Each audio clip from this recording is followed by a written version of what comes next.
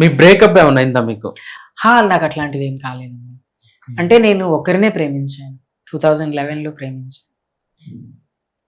5 years వరకు ప్రేమిస్తూనే ఉన్నాను. చెప్పినప్పుడు చాలా యాక్సెప్టెన్సీ లేదు.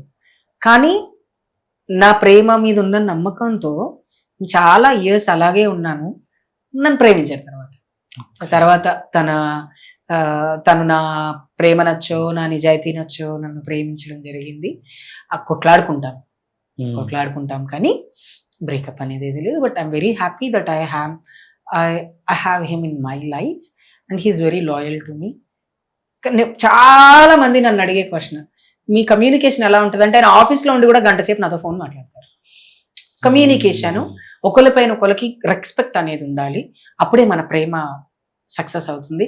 And I'm very happy with my husband, very happy. He's unique. నాకు నా భర్త ఏడుకొండల వెంకటరమణుడే.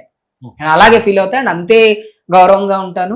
ఏ రోజైతే భర్త దగ్గర అధికారం కోసం మనం పోరాడుతున్నాము అంటే, అధికారం మనకి రాలేదు అంటేనే మనం డిస్టర్బ్ అవుతాం.